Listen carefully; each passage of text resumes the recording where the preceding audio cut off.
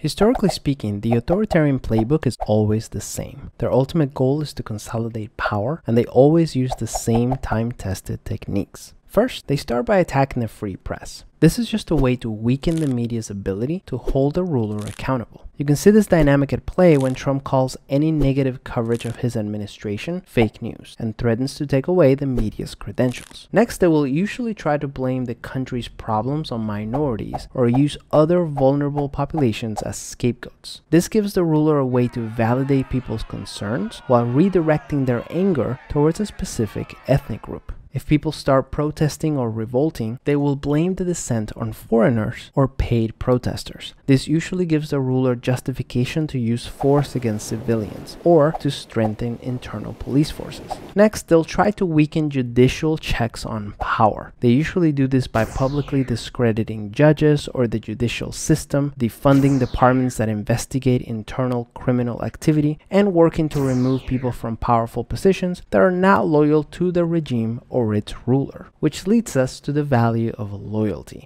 Authoritarians will always reward loyalty over competence because they fear a system that holds them to the same ethical and legal standard as everyone else. This is why you usually start to see very unqualified people running departments that they shouldn't be running. Under an authoritarian system, their loyalty is more valuable than their knowledge or skill.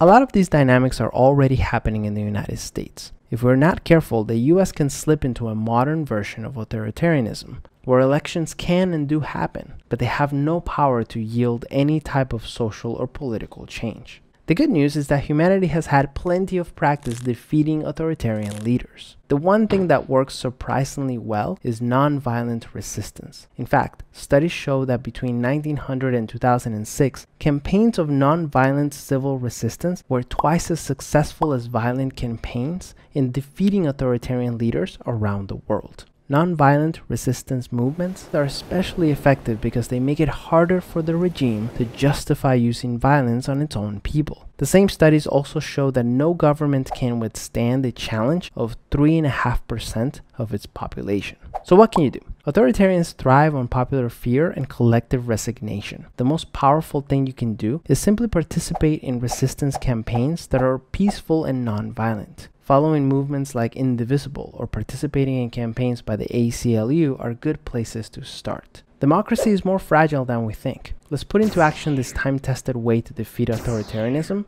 before it's too late. Peace.